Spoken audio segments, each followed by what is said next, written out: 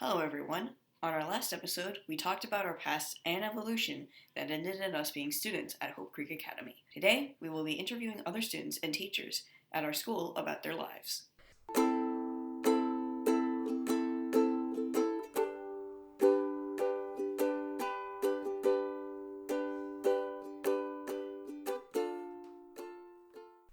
What do you know about autism?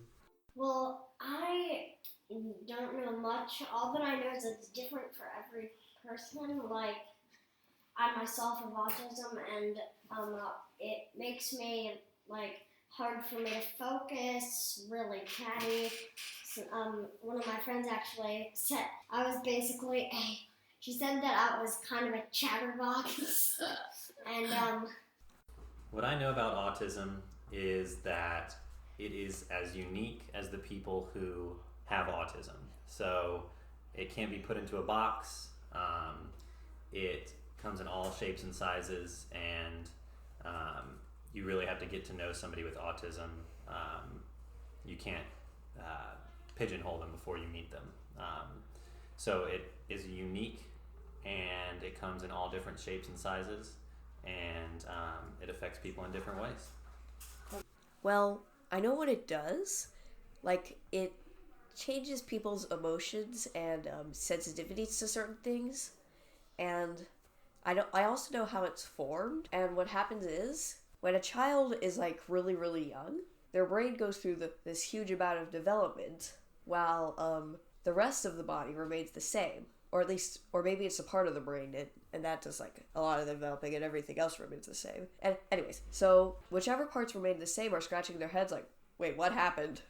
I know that autism is a developmental disorder that has lots of different symptoms and shows up in a lot of different ways.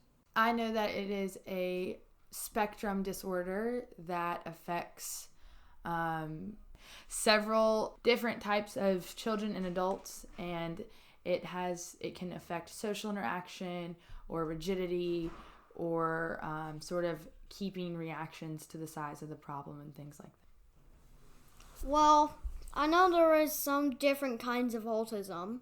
Working at the school has shown me there's a lot of different varieties of what autism can look like.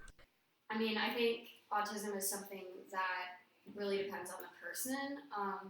I know for me that it kind of means that I don't pick up on social cues as much. I think a lot of people think of autism in a way that can be true but isn't always. I'm a sarcastic person some of the time, and a lot of people think that people with autism can't understand sarcasm, and some people can't. But, I mean, I can just fine. So it just looks different in different people. What I know about autism is that it's different for every person. I don't know that much about autism. It's a type of disability. Yep, it can, and it can actually be a developmental disability. It can be found in some people. Well, I know that autism is it's like a developmental disability, some people have. Well, I know that I have it, so.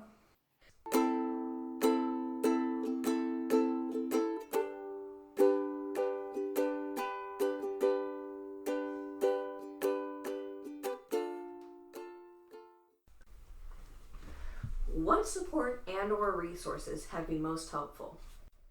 I'd say for me, reading really helps calm me down. Being outside, going on a run in nice weather, or playing with my dog all really help me and are good strategies that I use when I'm stressed out. It's both this school, Hope Creek Academy, and also taking deep breaths and doing things that are calming strategies. I would say my coworkers. They help me out and get me through the day, and always willing to answer the million questions I have for them.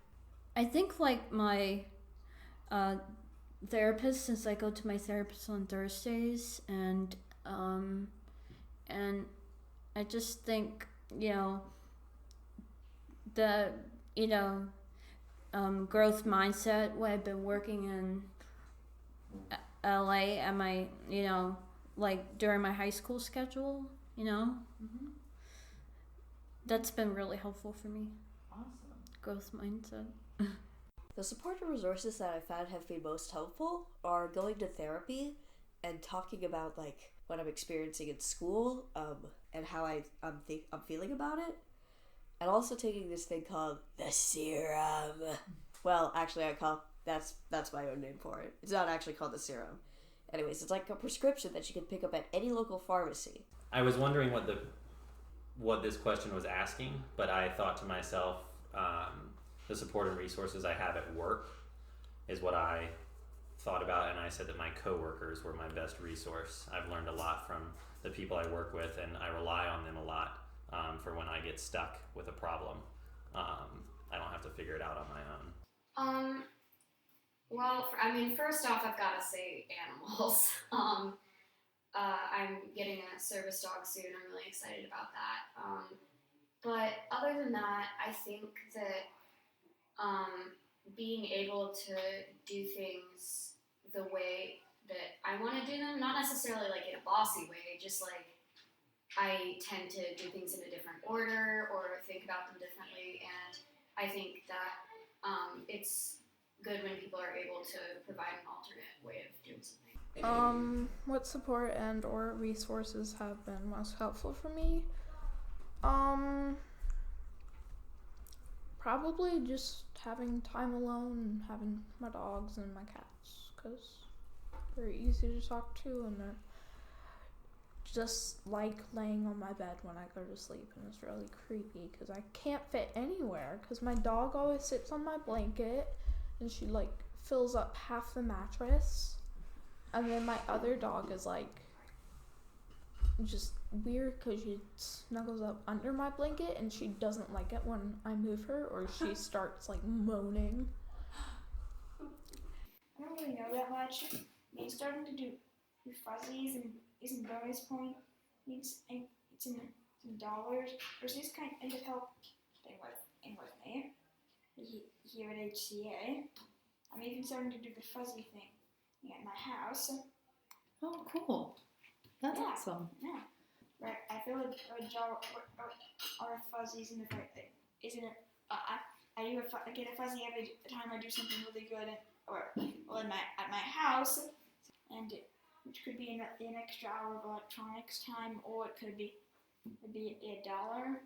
And at school, if I have enough fuzzies, it's by the end of the day, by the end of the week, then I'll get an extra recess time on Friday. Basically, one of my most resourceful things for me is either probably my iPad, because it's really helpful for me.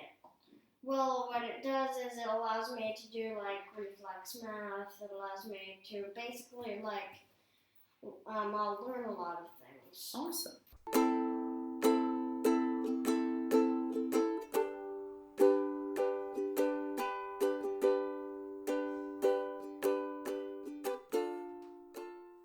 So tell me something that's true that almost nobody agrees with you on.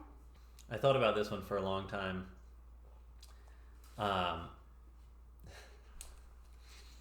Y'all might have been looking for something more thoughtful, but I said that mustard is the best condiment. I get a lot of disagreement and pushback with that, as demonstrated by his reaction.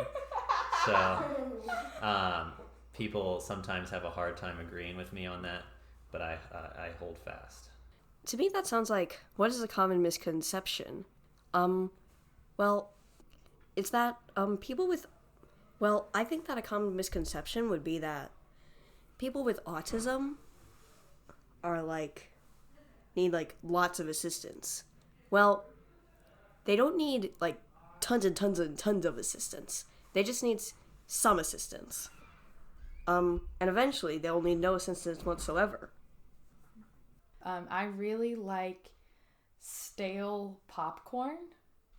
Like after it's been sitting out for a day or two, I think it tastes so good. And I have yet to meet someone else that really enjoys that. That's rude. I'm not sure about anybody else, but I find that really weird. Oh yeah, no. Yeah, Most people. Are you seriously kidding me? No, I'm not. Pickles are gross. Wait, what? Wait. Pickles are gross. Oh, pickles are gross. I thought you said people are gross. No. I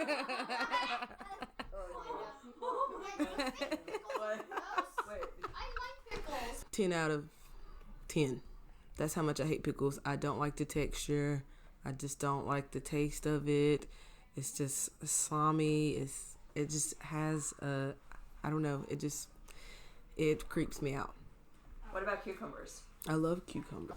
Something that's true that almost nobody agrees with me on is, like, everybody I meet says pineapple belongs on pizza, but I don't believe it does. Now, I'm not saying that nobody agrees with me on that almost no one agrees with me on this, but some people think Terraria is better than Minecraft. Now, in my opinion, those two games are to be in a tie. Minecraft is 3D, Terraria is 2D, but Terraria has a bunch more weapons and a lot more boss monsters. It only has the Ender Dragon and the Wither and I think probably that different people with different political views can't be friends. I think it's perfectly fine for people with like polar opposite political views to be friends. It's just like you don't bring it up during conversations, or it's a friendly debate and not a huge argument. But I think one thing that people don't necessarily think that they can't be friends, but I think a lot of people just don't really think about it. It's just sort of automatically, oh, they don't believe the same things as me, we can't be friends, I'll just avoid them.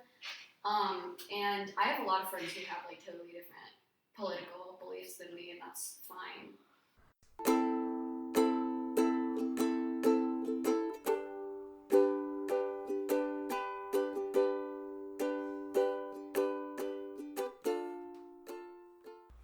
What is a unique personality trait that you are very proud of? I had to ask somebody to help me with this question, but I said that a lot of people tell me that I'm much more goofy when they get to know me than I would present as. So normally I might seem kind of serious, but when I'm not doing my job, I'm a little bit more free going. Yeah, I get that a lot. Towards yourself or about me? About Same. you. About you. With me also. What, you? You're saying you see both sides? Yeah, I see both of those sides in you. Okay. And Well, you've known me for a long time. yeah, I know. I know I do really well in math. Like, I almost get all the answers right in math. Unique. I don't know. I feel like sometimes I could like predict the future. Like sometimes I'm like, yo, this is gonna happen, and then it happens. But I am on average smarter than the average. I think I'm in 4th grade, so smarter than the average 4th grader. Okay. I would also say your sense of humor too. Oh yeah, You have a very good sense of I humor. forgot to mention that. And I'd say one unique personality trait is that I'm weird. I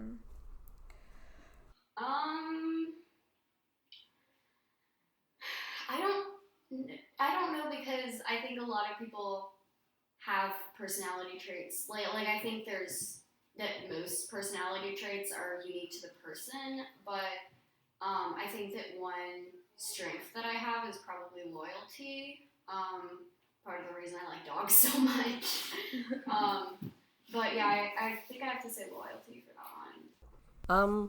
I say this because, partially I just wanted to say it, but mostly, I have things that I have a quality that nearly nobody else has, and that's called fruit phobia, which, if you know what the word phobia means, is pretty self-explanatory.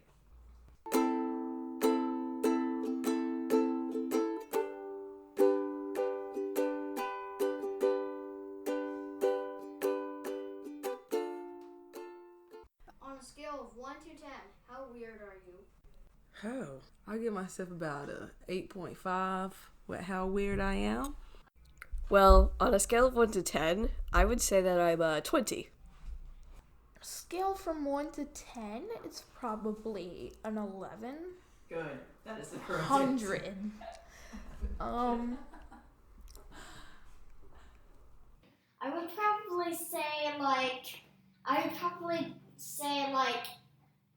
maybe like, I would probably have to go with 11 million. I think on a scale of 1 to 10, I'm probably like a 7. I'd say I'm pretty up there. But I just kind of do whatever comes to my mind, and sometimes that's weird, like weird dancing or singing or jumping around. So probably a 9 or an 8.5. If I wasn't able to go over 10, I would give it a 10. But if I wasn't allowed not to go, if I was allowed to go over 10, it would be somewhere within 100 trillion. I think I'm probably also gonna have to say an 11,000. Because I don't know, I'm pretty weird. I feel like some people, I mean, not that people think of me as being not weird, I am pretty weird, but I think I'm also a lot weirder, like, outside of school. I'm not a different person exactly, but I'm a lot crazier, and yeah, I'm kind of all over the place outside of school. I think maybe, I don't know, 11. Because I can get pretty weird sometimes. Personality, yeah, funny, silly, and yeah.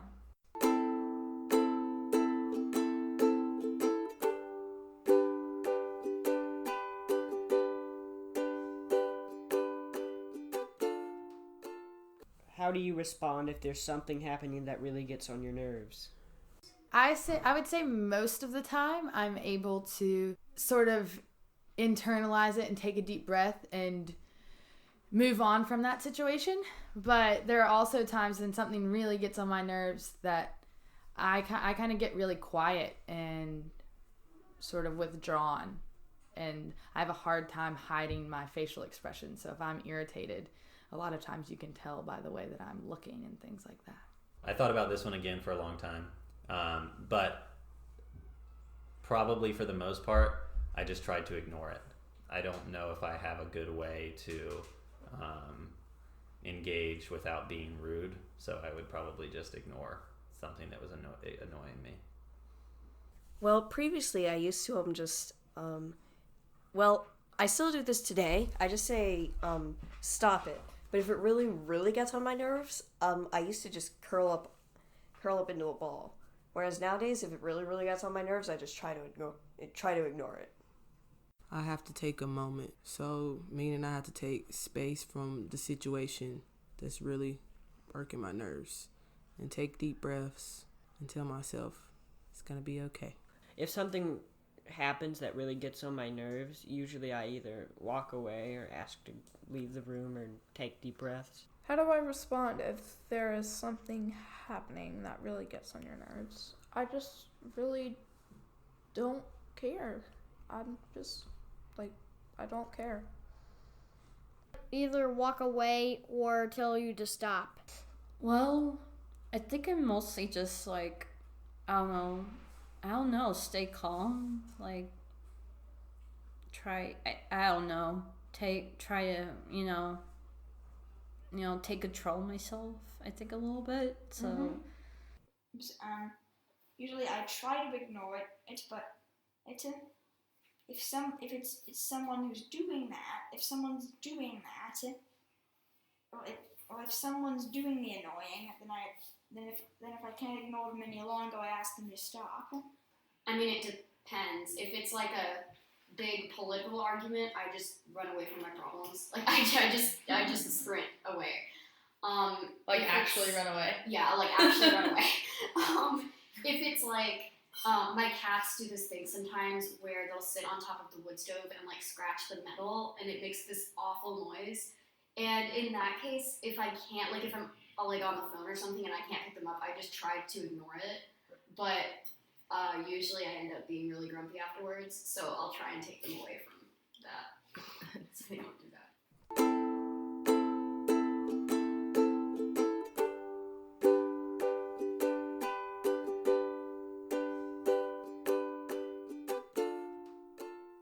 Is there something that can always help you feel relaxed and calm, even in your most stressed state? I think my pet cats. I love my 2 pet cats. They're so adorable. They're cute. Yeah, and just using my strategies. Yeah. What are your cats' names? My cats' names are, well, actually, I have 2 cats. Their names are Daisy and Delilah. And Daisy's the short, she's, the short tabby cat, and Delilah is the big, gray blue tabby cat. She's a Russian blue. Man. To be honest, I'm still trying to figure that out now. I do know me taking deep breaths helps out, chills me out a little bit. But yeah, I'm still trying to figure that out. I'd say getting to a quiet place and reading a book. And I sometimes tell stories to myself. Animals. I mean, I know I've said that like 5 times, but I think animals for me are like, they just like calm me down, and I don't know. If there's something that I need or can always help me feel relaxed when I'm stressed, is probably Bean, and mostly because she's the one that always moans when you move her when she's like comfortable, and she's always snuggling under the blankets with me. So Bean's your dog? One of them. It has to be that probably I have I have a plush hedgehog owl along with a fox phoenix, and I also Hungarian horntail.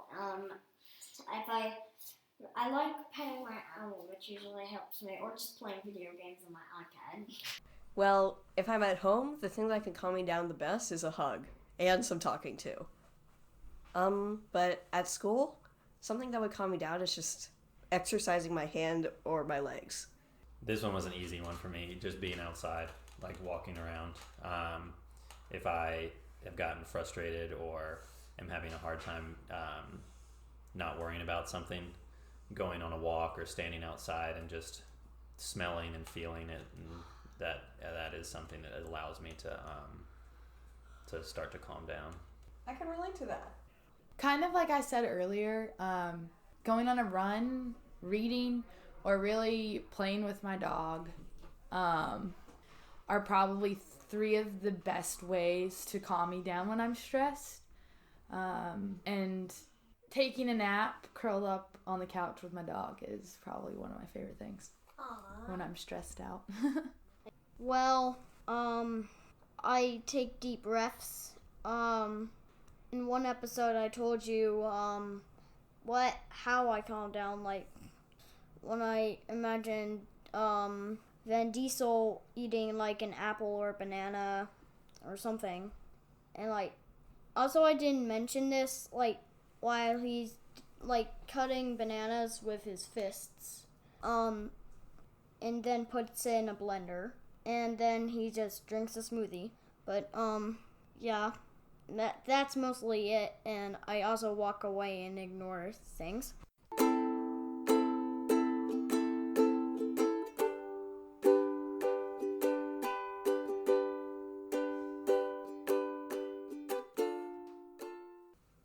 In your opinion, what's the most common reason for people wanting to give up? I think why most people want to give up is because they find it like really difficult, or they find it just like, well, I don't want to say boring because most people don't give up on that, but generally if it's like really difficult or they just can't understand it no matter how many times they say it in their head, that usually makes them want to give up the most. They don't believe in themselves. They feel like, and I feel like sometimes with society, it can be a downer. Society can sometimes not give us a lot of hope. So yeah. In my opinion, the most common reason for people wanting to give up is that they are getting tired of trying over and over again, and they don't want to have to do the work of trying harder. But sometimes that's the only way you can actually succeed, is if you try your hardest. When I like feel myself wanting to give up, I often have been trying for a long time to succeed at something, and I've tried every possible strategy or way to accomplish something that I can think of. And I get to a spot where I feel like all I can do is give up. But as I get older and continue to sort of work on myself and become more resilient, I've discovered that when I get to that point of wanting to give up, if I can talk to other people, like close friends or family or people that support me, and ask for suggestions on how to work through a problem, it really helps. Again, I thought about this one a lot. I changed my mind about it. I think that most people give up on what they're trying to do because they're embarrassed of what I said is the reoccurring failure. So, failing one time or two times is okay with some people, but after you've gone through it over and over again, it starts to not be worth it. And I think that having to experience that failure over and over again is something that a lot of people choose to opt out of and say that it's not worth it. And so if you're able to push through that potential of failure happening again, I think that it's beneficial. Well, I think it's just frustration, because usually they can get frustrated about stuff. I just get like really angry and then just give up. So yeah, another way, it's just that they think it's too hard, and also they just don't think they're ready for it, which has happened to me until until bike day on last Friday of April, when I finally found out I could how to ride my bike without training wheels. Other than that, before that, I thought it was impossible. In my opinion, the most common reason for people wanting to give up is probably it's just like they don't want to do it. Or they don't want to do it, or to their mind failed too many times. Yeah. I think a lot of people struggle with, a lot of people, including myself, find it much easier to look at the negative aspects of something, and it's really easy to think that you're not good enough. I know, my singing, for example, I don't like the way I sound very much. And I think that that's been kind of challenging for me because, and this is true of, art, too, and, all the stuff. I think it's, even if people are telling me, you're really good or you're doing a really good job, there's still a part of my brain that is telling me, they're just lying to make you feel better, or, they're not really telling the truth. And I think that that's probably a pretty common problem. And I think you just shouldn't let that stop you. And I don't know, if I, keep trying and don't get right, I don't know, just makes them want to give up. Well, I think the most common reason for people to give up is because they've tried it a lot. Well, they've tried doing something a lot, and they have not been unsuccessful, and they're just frustrated with that.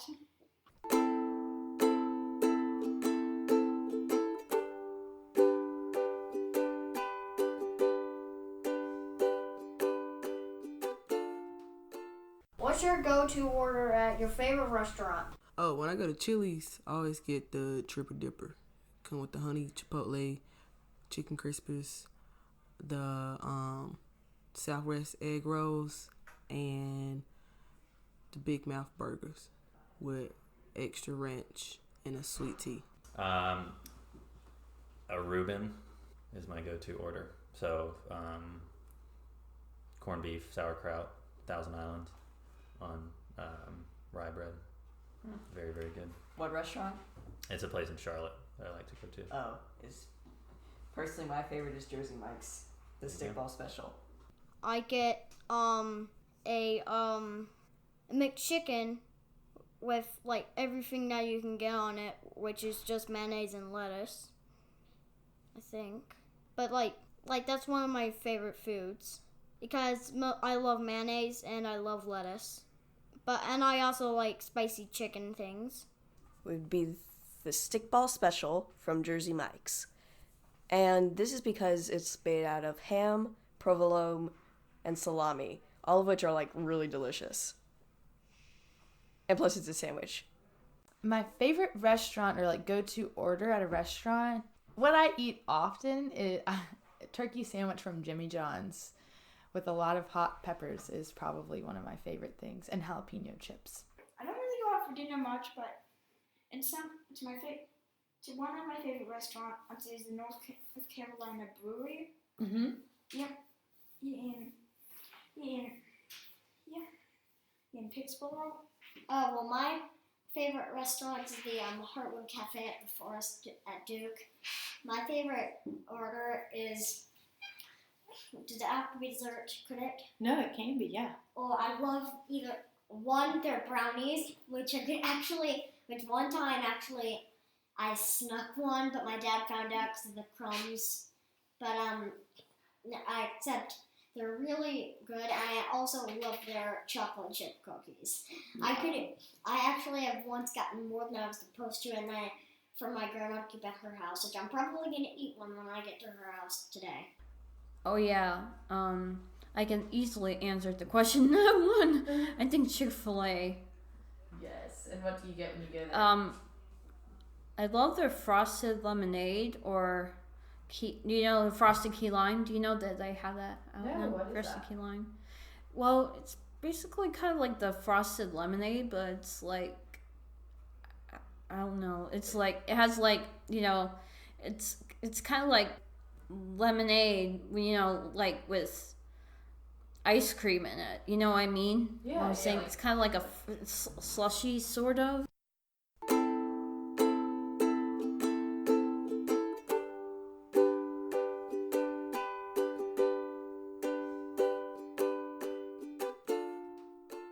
What are you curious about or interested in right now? Something I'm interested in right now is drawing. I'm going to get a digital drawing tablet sometime soon because it's just really hard to draw with a mouse.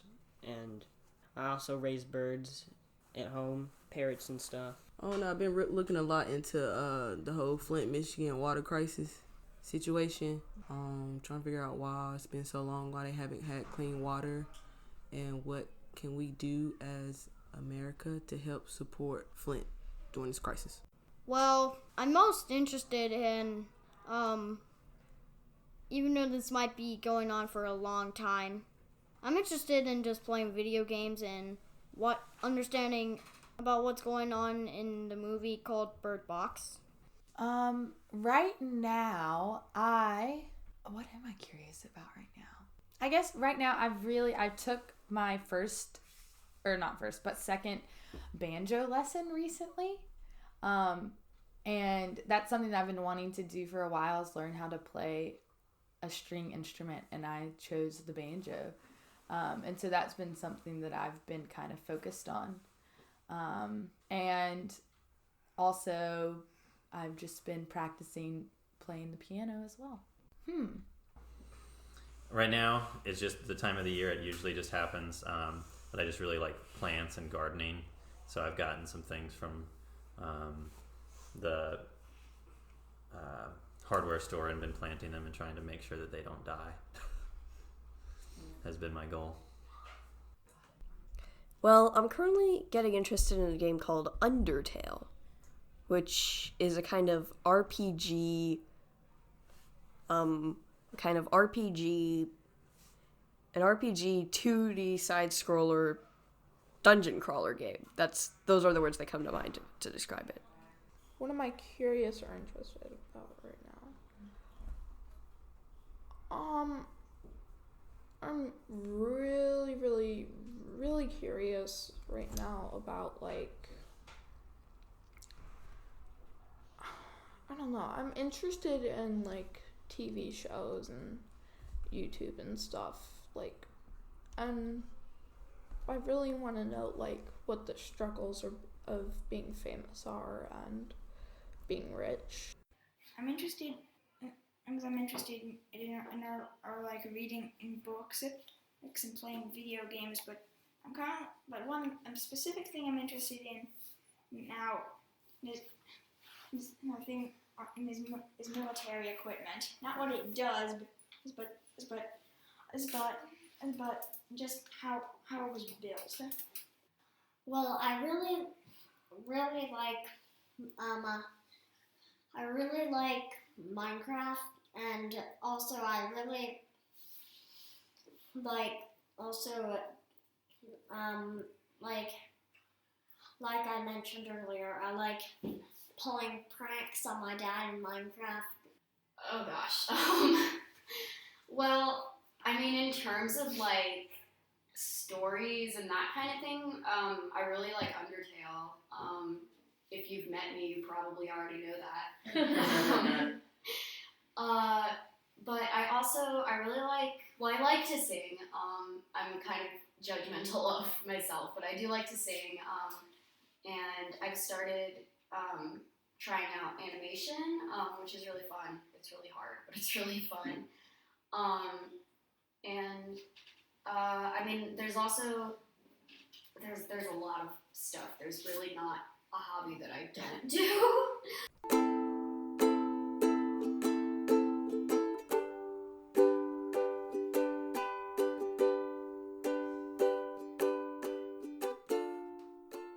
What do you think your unique strength is that has helped you become successful?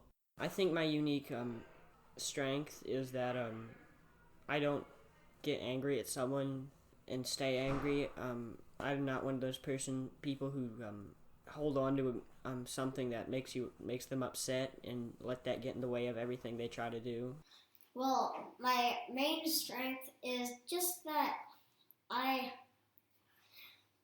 don't really know, other than the fact that I'm smarter than your average third grader. I would say that I try to approach every situation with an open mind, in terms of, even if I think that maybe I won't agree with someone's opinion or idea or how someone does something, I try to approach a situation ready to learn and expand how I think about the world, instead of going in with my mind already made up and refusing to listen to other people's ideas and viewpoints. Well, I think my major strength is to notice things, even the slightest thing out of place. Like something that seems a bit strange or a bit odd. It's helped me, like, in real life and in video games. It's always helped me.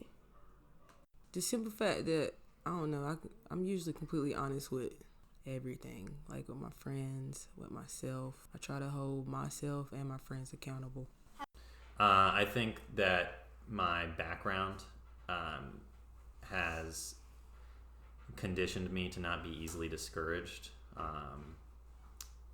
so that I've seen what it looks like on both sides when something is not going well, and then you put in the effort, and you can see what that effort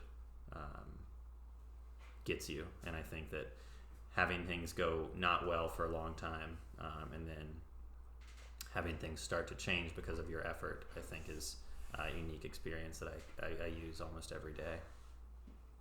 That would be using good strategies and thinking good thoughts, and trying to hold my problems together at this school, Hope Creek Academy. Well, in school, one thing that's helped me be successful is I'm a lot smart. Is like I said a while ago, I'm a lot smarter than the average fourth grader. I don't know, because I feel like, I mean, I guess one of them is recognizing, and I think that this is just an important thing to keep in mind, is recognizing that even if you are born with a talent, it's harder, but you can be just as good at it by working your way up to it. So I think that keeping that in mind, like for example, when I draw, a lot of people are like, you know, you're so talented or you're gifted, and it's like, I know that that's a compliment, but like, I was not, like 2 years ago, my drawings were not good at all. Like, they were kind of scary. And so I think just kind of keeping that kind of mind, and not giving up on anything, I guess. Yeah. Well, I think that my unique I think that might be, I don't know, let me see. I think my knowledge of math and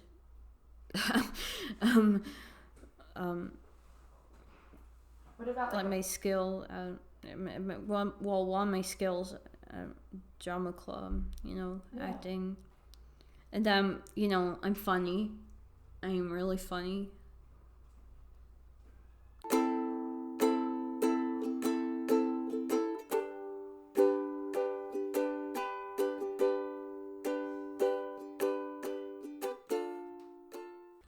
Have people ever made incorrect assumptions about who you are?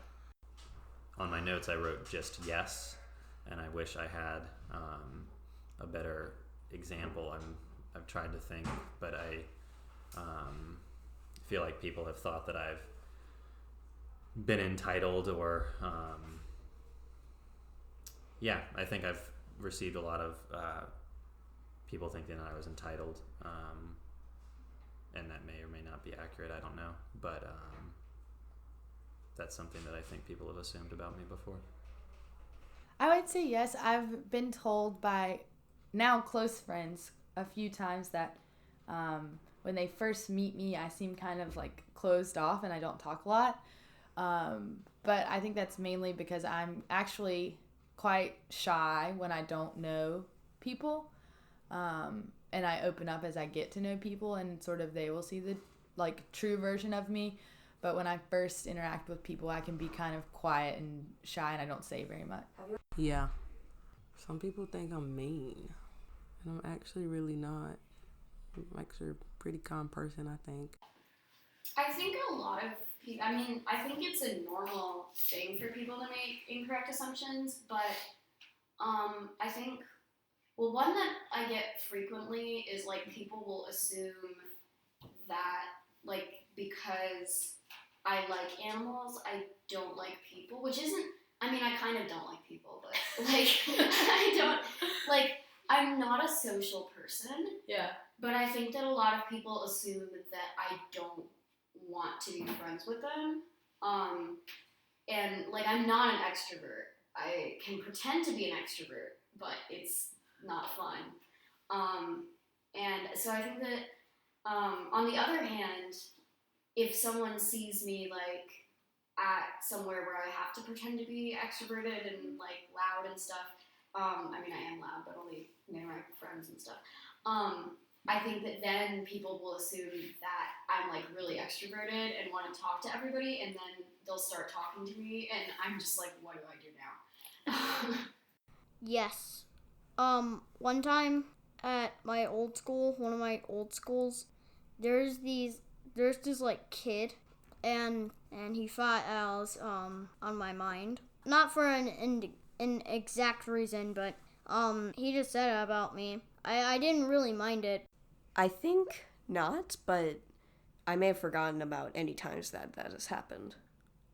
One thing, or have ever people ever made incorrect assumptions about who you are?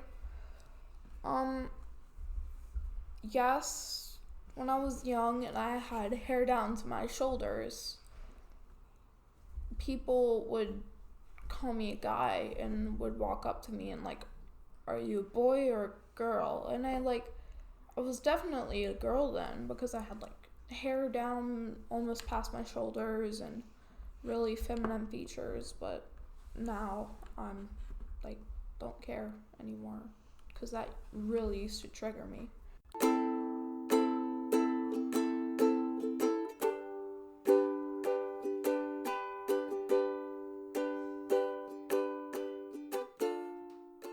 Have you ever made an incorrect assumption about someone? I wish that I could say, no, I've never made an incorrect assumption, but that wouldn't be true. I think as much as I try not to make assumptions about people or situations, just based on what I'm observing, that's sort of something that I constantly have to work on and think about. And I definitely have made incorrect assumptions that were later proven wrong. But I continue to sort of work on that every day and make sure that I'm allowing myself to really process and understand what's going on before I draw any conclusions about who someone might be or what's happening in a situation, in order to sort of be the most informed and respectful person that I can.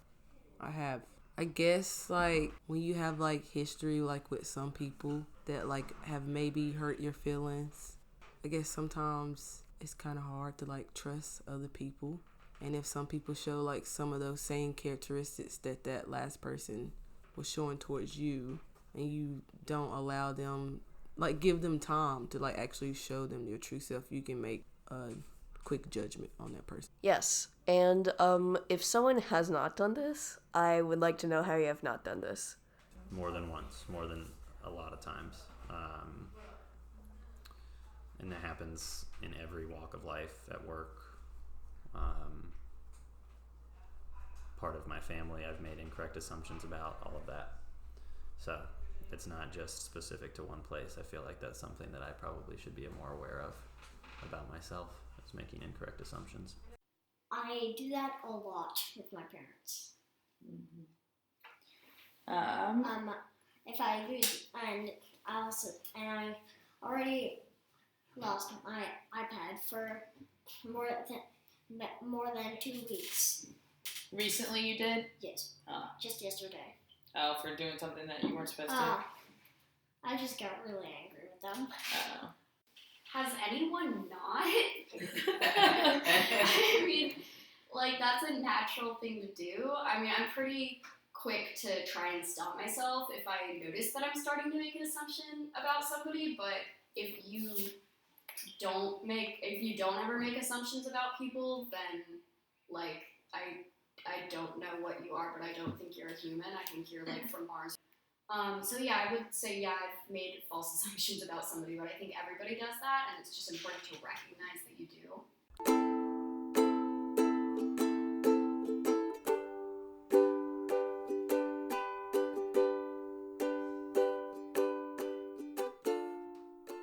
What do you value most in a friendship? Well, I really like, what I value most is that fairness. I think what I value most in a friendship is that, that people can relate to me and respect me for who I am, because, just one of the, it's one of the, things that makes a friendship grow, you know what I mean? And just someone who is kind and understanding, so, yeah. Honesty. Because I just think it's so important, like, when you can be completely honest with your friends, which means, I don't know, you can hold them accountable for everything. And, like, it helps you trust them more if they're honest with you. I would say probably, like, probably either loyalty or trust. I think those are pretty similar things. Loyalty, because not like if I'm doing something really bad, I don't think that I would want them to be like, yeah, what you're doing is great. But I think also there's types of what, like, I wouldn't want them to, like, if I told them a secret, for example, like, I wouldn't want them telling a bunch of other people unless it was something that they thought could actually hurt me, but that's a totally different thing. And I think trust is important too, because if I know what's like going on in their life, I can help them more. And it's okay if people don't want to share what's going on, but just knowing that something's going on is always a good thing. And I mean, that goes the other way around too. Yeah. Again, this was one that I quickly answered, which was understanding. So it's a friend that doesn't have to have a lot of explanation for your choices or behavior, but a friend who just understands who you are and what you need, and whatever that might be in that situation, but just an understanding of a friendship where you don't always have to have the right answer, I think is what I value the most. Well, sometimes I want a enthusiastic, energetic friend. First value, I guess loyalty is a good word. I really like enjoying and find comfort in knowing that my friends will always be there for me, and hold me accountable and make sure that I'm being the best version of myself. But also, I've discovered that I also really look and am happiest when I'm surround myself with people that are optimistic and make me laugh and allow me to sort of enjoy and focus on like the little happinesses. That's not a word. Like the little victories in life. And I think that that's something that really makes my day better, is surrounding myself with people that lift me up and lift other people up versus sort of bringing people down.